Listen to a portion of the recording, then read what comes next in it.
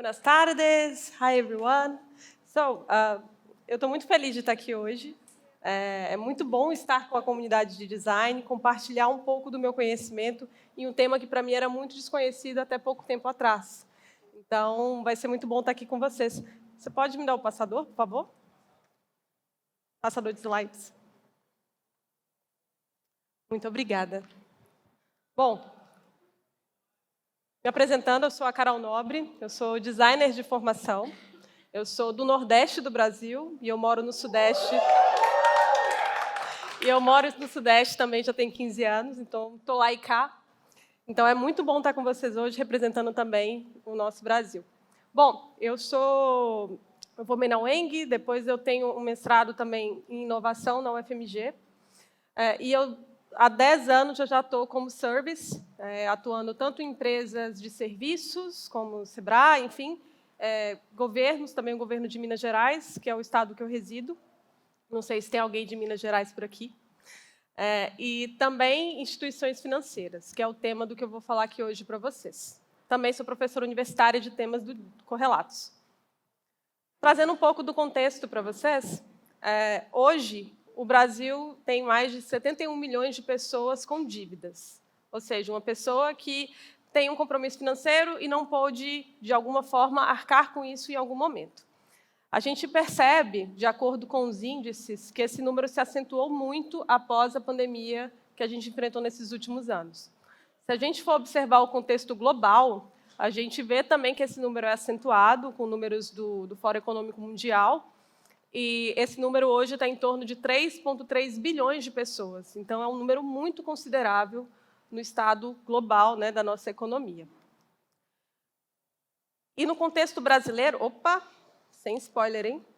No contexto brasileiro, quando a gente observa os motivos do endividamento, são diversos. Então, às vezes, algumas pessoas podem pensar, a pessoa deixou de pagar porque ela foi descontrolada, ou porque ela, em algum momento, foi, entre aspas, irresponsável e não pôde pagar aquele momento. Mas nada disso. Tem diversas outras situações que acontecem antes da pessoa estar endividada. Então, seja pela diminuição da renda, ou seja, a pessoa tinha um determinado salário e esse salário caiu em algum momento, ou uma segunda renda que deixou de existir, ou tinha uma empresa e a empresa fechou. Temos também problemas de saúde ou de falecimento da família. Infelizmente, isso acontece. Com a pandemia, a gente viu que teve essas situações bastante. Isso eu falo pelas escutas e por situações que a gente enfrentou no setor de cobrança interno na empresa. Desemprego, a gente também vê que está um contexto global complexo na questão econômica. Inflação e, olha só, em quinto lugar, o descontrole financeiro. Então, antes disso acontecer, de termos esses estigmas, muitas coisas acontecem antes disso. Quando a gente observa Quando a gente observa o contexto das dívidas, a gente percebe que as dívidas hoje do brasileiro que estão nessa situação giram em torno de R$5.000. É um valor considerável. Às vezes, para algumas pessoas, pode ser baixo esse valor. Mas, quando a gente olha um valor por dívida, a gente vê aqui que é mais ou menos um salário mínimo, ou seja, R$1.300.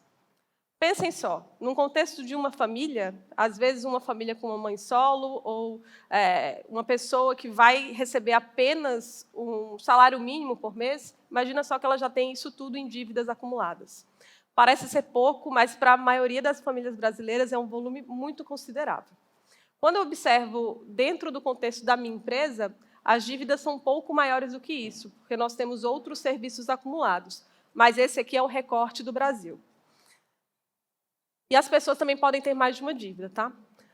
E como que essas dívidas estão distribuídas? Elas têm algumas segmentações. As principais são relacionadas a cartão de crédito e algumas outras questões bancárias e financeiras. E em segundo lugar, a gente percebe as dívidas de água, luz e gás, ou seja, os gastos essenciais das pessoas. Uma coisa que a gente observa nos estudos e que nos preocupa no sentido de cobrança e serviços financeiros é que, muitas vezes, esses gastos tidos como essenciais, eles estão em crescimento. Ou seja, as pessoas, às vezes, estão deixando de pagar o essencial, porque, às vezes, não tem tanta tanto dinheiro assim para lidar com os seus compromissos. Isso é uma questão muito complexa e também governamental.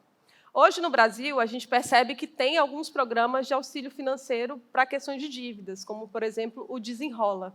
Talvez você já tenha ouvido falar, e vários bancos participam, inclusive os bancos que estão aqui patrocinando o evento. Então, após isso, também dívidas de financeiras e varejo. Gente, dívidas aqui no contexto, além de cartão de crédito, entra como financiamento da sua casa, seja Minha Casa Minha Vida ou outro tipo de aluguel, carro, enfim, várias outras questões a gente vê nesse contexto financeiro. E se a gente fosse perguntar para algumas pessoas, se você quisesse pagar todas as suas dívidas, você conseguiria? Para 86% das pessoas, elas conseguiriam, mas elas ficariam sem dinheiro para comer. Então, olha só que escolha difícil.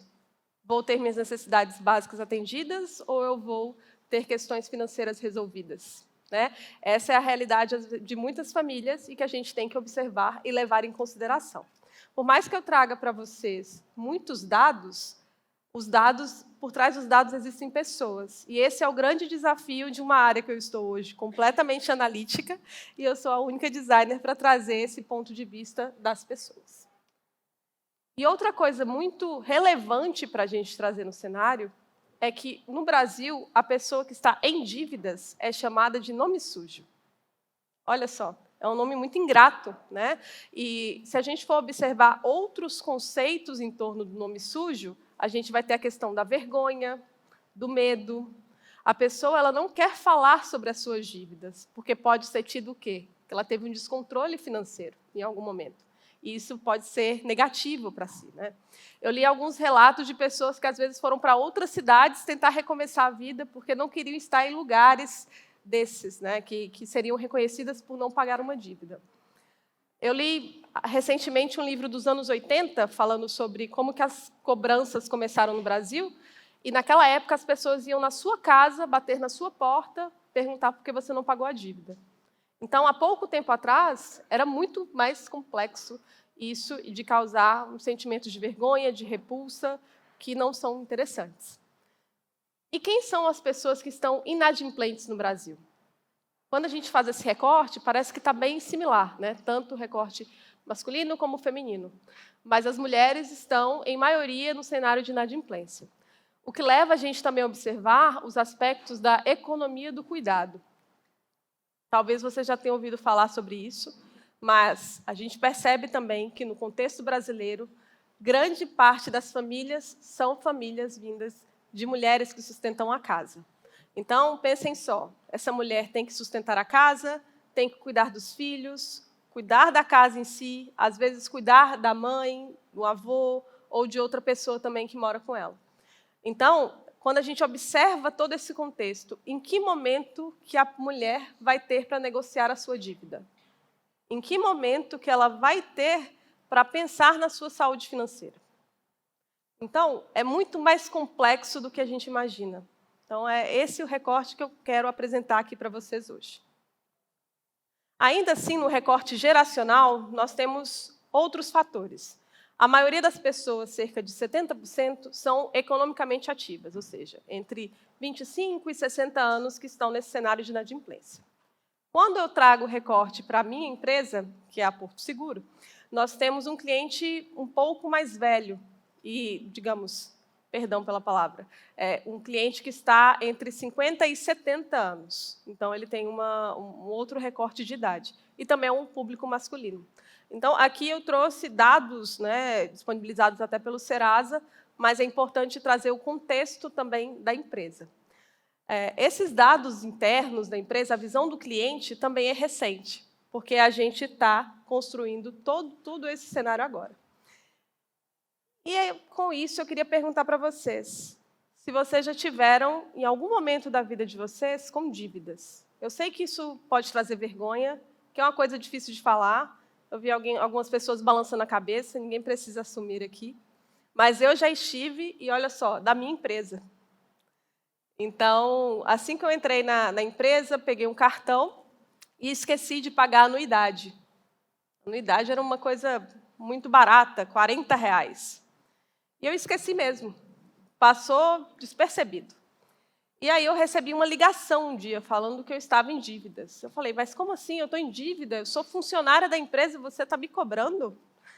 E aí eu fui comunicada que eu tinha recebido esse valor de dívida seria parcelado em 12 vezes. Então eu fiquei 1 ano pagando um boleto de R$ 5. Então, foi uma situação bastante desconfortável. Logo em seguida, eu fui para a área de cobrança e isso até me deu muita vontade de mudar as coisas, porque eu falei, não é possível. E como que as pessoas querem ser acessadas quando a gente está falando do contexto de dívidas? Grande parte delas quer ser acessada de forma digital. Por sorte, eu ainda tinha um telefone fixo na minha casa e recebia a ligação. Senão, às vezes, eu nem ia saber que eu estava com aquele débito. Porém, grande parte, 27% das pessoas desejam ser acionadas via telefone. Não sei se no contexto da Argentina ou de outros países da América Latina, vocês têm também várias ligações de números desconhecidos ou de cobrança. Mas no Brasil, às vezes, isso é bem insistente. A gente percebe que nos movimentos de negócio, os canais digitais crescem, mas as pessoas ainda querem sim falar por telefone. Hoje, no contexto da minha companhia, 80% dos nossos acordos são feitos por plataformas de telefone. Então, ainda assim, o telefone é muito importante para ter essa comunicação. Mesmo assim, o WhatsApp e o SMS têm conversões bem interessantes, principalmente o WhatsApp. E um contexto... Olha só, estou falando isso tudo para vocês. Eu já ouvi muitas vezes, até dentro da empresa, que cobrança não é sexy. A gente fala muito de venda de produtos e de crescimento de produtos. Mas como que a gente pode lidar com um cliente em declínio financeiro? Ou em um momento que ele está instável e que a gente vai ter que apoiá-lo de alguma forma? Como que a gente vai ter essa abordagem e como que a gente vai tratar esse cliente? Aqui eu compartilho com vocês um pouco do ciclo de crédito. Nossa, mas ciclo de crédito em uma palestra de design? Sim, gente, isso é muito importante para entender o negócio. E design também é negócio. Então, no ciclo de crédito, tudo começa com uma prospecção, quando a gente oferece um crédito para alguém. A gente, depois disso, vai ver se o cliente está apto ou não para que ele receba aquele valor, né? Seja um cartão de crédito, seja um financiamento. No Brasil, a gente tem um contexto do score também, que pode modificar alguma coisa ou outra. E aí a gente tem um contexto de retenção desse cliente, que é a questão da gestão do risco. Ou seja, todo mês a gente vai disponibilizar um valor de empréstimo, seja no cartão de crédito ou outro valor, e ele vai fazer esse pagamento. Só que, em algum momento, esse cliente deixou de nos pagar. Ou seja, essa curva caiu. Então, ele entrou no processo de cobrança ou de recuperação. E aqui, nesse momento, é quando a gente vai pensar quais são as possibilidades. O que aconteceu? Por que ele deixou de pagar? Será que foi alguma situação de um contexto macroeconômico, como eu falei para vocês, ou porque ele não conseguiu, de alguma forma, honrar com esse compromisso? Como que a gente pode escutar essas pessoas nesse momento? E aí eu reforço. A jornada do cliente, a jornada de venda, perdão, ela é uma jornada feliz. A gente sempre vai tratar que no final vai ter uma venda e um bom resultado. Mas ninguém quer falar da jornada triste. E aqui, infelizmente, é uma jornada triste. A gente tem que entrar com várias opções para que o cliente consiga ter um pouco de fôlego, de respirar no momento de dificuldade. Então, olha só que delicado, né? Então, como que a gente vai falar da jornada triste? Até pouco tempo atrás, era, entre muitas aspas, proibido se falar de cobrança em páginas de vendas. Mas como que o cliente iria nos achar se a gente não está disponível para ele em vários canais? Então, são desafios tanto corporativos como de posicionamento de marca. E aqui entro eu, como designer única designer da diretoria de crédito. Foi um trabalho solitário, mas aos poucos estou trazendo pessoas para estarem com esse desafio comigo. E aí, primeiros questionamentos que eu fiz. Como são os nossos canais? Como que os clientes conseguem nos acessar? E como que eles conseguem nos pagar? O primeiro ponto que a gente percebeu foi que era muito difícil o cliente nos pagar. Mas eu vou revelar isso em seguida. Nós fizemos diversos mapeamentos de jornada. E olha só, esse parece um mapeamento simples do Miro, mas aqui tem diversas regras de negócios que envolvem o Banco Central, tempo de processamento, datas diferentes de corte, de fatura. Então, são regras de negócios complexas. A gente precisa entender tudo isso? Não, mas a gente precisa compreender de alguma forma para saber como intervir nesses momentos. E aí, após essa série de mapeamentos, eu descobri alguns grupos de cliente. E olha só como a nossa jornada pode ser complexa. Existe o cliente que realizou não pagou a dívida e está lá. Mas também existe o cliente que, de alguma forma, está pagando essa dívida. Esse cliente pode ter um final feliz. Ou seja, não, está certo.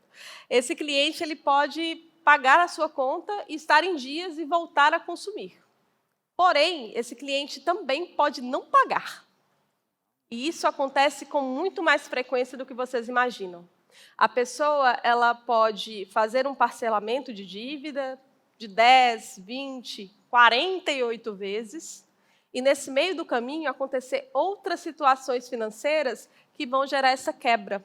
Então, ela volta novamente para o ciclo de estar devendo. Então, olha só como as coisas podem ser muito mais complexas do que a gente imagina. E fazendo um exercício de jobs to be done, cheguei em duas questões principais. Se as pessoas têm dinheiro para pagar a fatura do cartão de crédito, isso pode envolver aspectos que eu falei anteriormente, se elas têm realmente acesso à renda, se tem essa disponibilidade, mas também tem a questão de se elas conseguem nos achar. E aqui, gente, a gente descobriu que elas não conseguiam nos achar direito. Tínhamos uma oportunidade para modificar. E era um ganho rápido de design. Então, eram aspectos funcionais, de comunicação e de suporte. Entender a jornada desse cliente para que a gente pudesse intervir e ter soluções de ganho. E aqui vocês veem todo o ecossistema de cobrança, mas ele era só desconectado.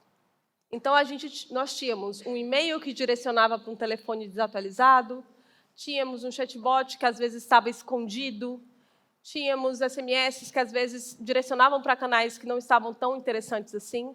Então, em vários canais desse tipo, a jornada estava quebrada. Então, faltava a gente ver esse serviço todo com carinho. Afinal, é um momento muito delicado. Fizemos também diversos blueprints de jornadas. Aqui vocês podem ver como que é um processo de inadimplência. Olha só, é aqui que são os bastidores da história. O cliente ele vai pagar, não paga em alguns dias, e aí vão ser bloqueios, de acordo com a sua renda, de acordo com o seu risco, as formas como a gente comunica também. Então, aqui é como se fossem os bastidores. E aqui o meu time técnico, digamos, que são formados por pessoas, o meu não, o nosso time técnico da Porto, que é formado por pessoas da área financeira, estatísticos, pessoas de ciências atuariais, por exemplo, é especialista. Porém, o outro lado, que seria o lado do cliente, é o lado do maior desafio, que é onde eu fui embarcada.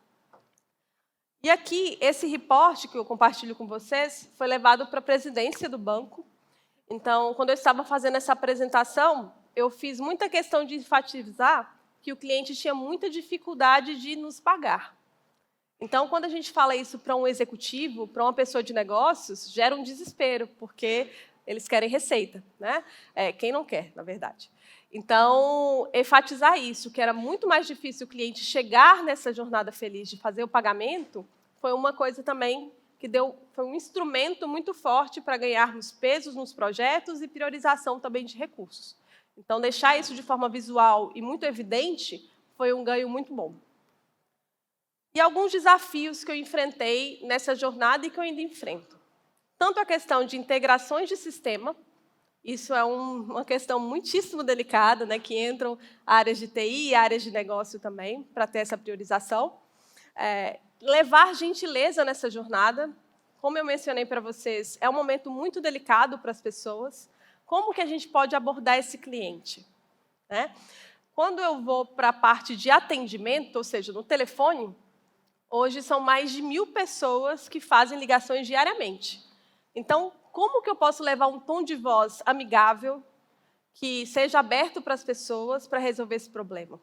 Como que eu consigo calibrar tudo isso? É bem delicado, Esse é um dos principais desafios que a gente tem hoje, inclusive. E também alinhar universos. Eu sou um universo qualitativo, vou pensar nas pessoas sempre em primeiro lugar, e tenho um time de negócios que é bastante estatístico. Então, como que a gente vai levar essa união adiante? E, para minha surpresa, foi muito positivo, porque eles estavam abertos para ouvir, e eu também estava com um universo enorme de dados na minha frente.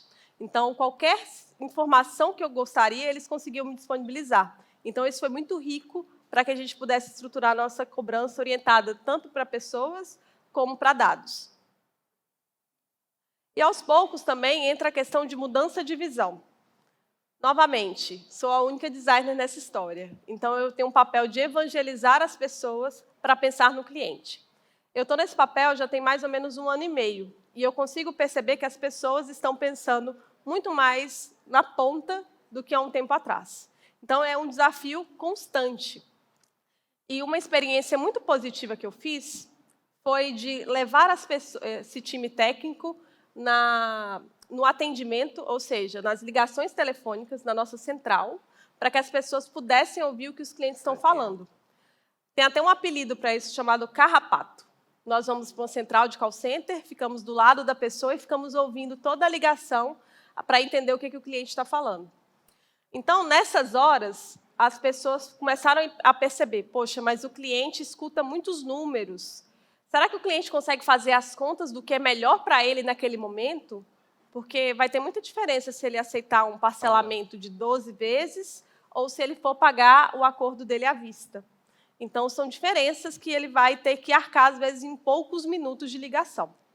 Então, a partir desses momentos de experiência, o time também começou a pensar mais em como poderia oferecer esses produtos. Outras questões também é ampliar esses canais de uma forma autônoma.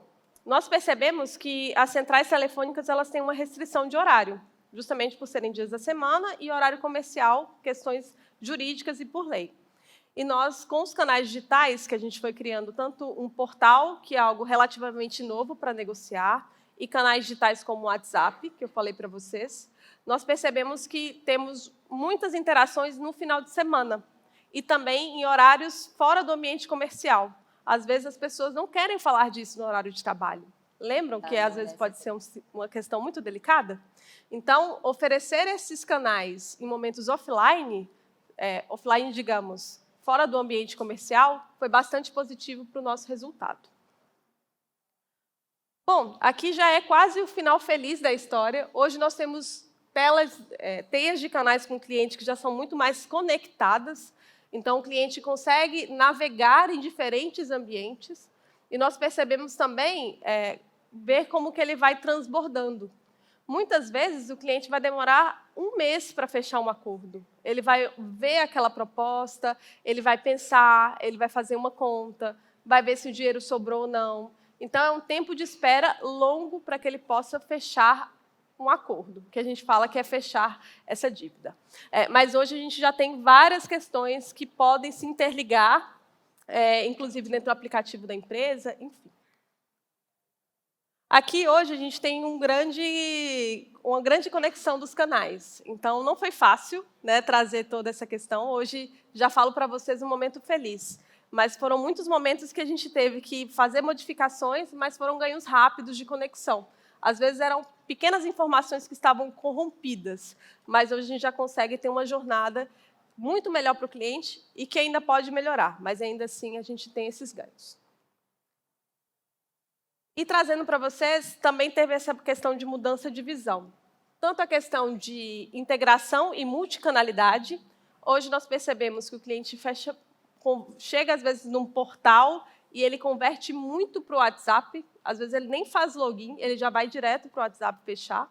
Ou, então, ele tem questões, quer falar com uma pessoa. A gente também tem esse tipo de transbordo, porque, às vezes, a pessoa quer conversar, quer falar. E cada um tem um tipo de abordagem diferente. O importante é que nós estejamos nessa jornada.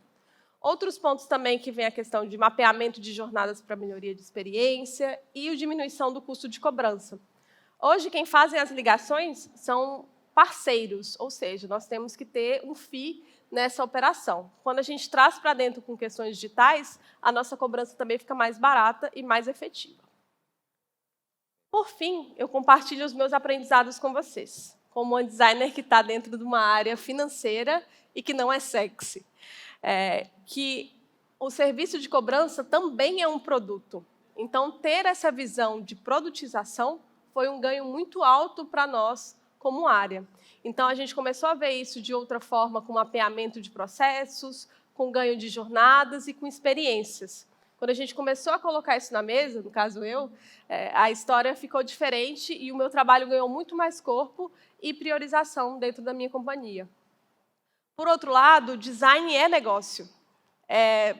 Seria muito injusto a gente não colocar isso também na ponta do lápis. Nós representamos fatias significativas de questões de negócio. E quando eu levei esse reporte para status de presidência, tive outras priorizações. Então, os projetos ganharam mais força, mais escala e mais poder dentro da empresa. Mas, ainda assim, a gente tem que saber escolher as nossas batalhas, né? Não é sempre que a gente vai sair feliz.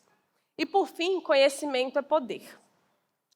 Parece ser óbvio, mas, por outro lado, o meu time técnico não sabia quem eram os clientes. A gente fez recentemente um mapeamento para entender questões de dados demográficos, faixas etárias e cruzar com questões qualitativas. Então, esse conhecimento é muito recente dentro da companhia, porque antes a gente via questões de dashboards, de quantos bilhões a cobrança acumula, dados mais frios. Então, nós temos esse superpoder como designers, que é o de entender as pessoas e o contexto. E, normalmente, são contextos complexos. Então, gostaria muito que vocês levassem daqui que nós temos esse superpoder e que as pessoas são a parte mais importante de tudo. E que tem muita coisa ainda assim para a gente descobrir. Quero agradecer vocês do dia de hoje e quero deixar aberto esse espaço para perguntas para que a gente possa ter essa troca. Obrigada.